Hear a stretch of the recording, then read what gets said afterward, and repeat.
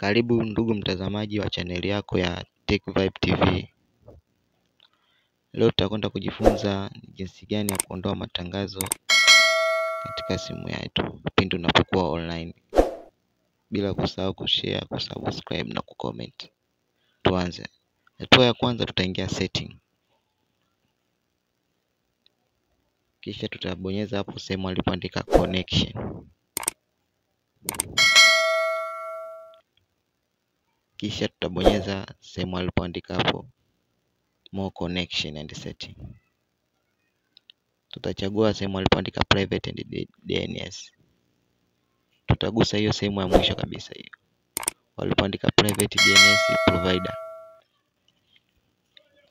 Hapo utajaza hapo. Niko kwa tayari nishaandika, nitaifuta afu nitaiandika tena. Nitaandika DNS dot adguard.com.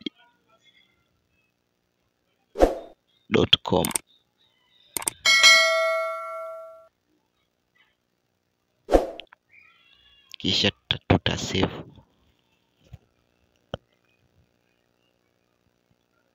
Baada hapo tutakuwa tushamaliza.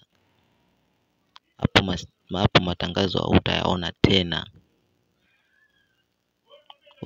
Utakuwa tunasikia kwa mwenzako. Mtu jaribu sasa. Utaingia YouTube kama hivi, bila kusahau kushare, kucomment, kusubscribe kwa ajili ya video nyingi nzuri zinazokuja kuhusu mafunzo ya teknolojia. Kisha naona vitu vinafunguka kama hivyo. Sasa hapo unaweza ukaplay video yoyote bila kuona matangazo. Itakupeleka moja kwa moja kwenye hiyo video. Asante sana. Karibu tena katika video nyingine.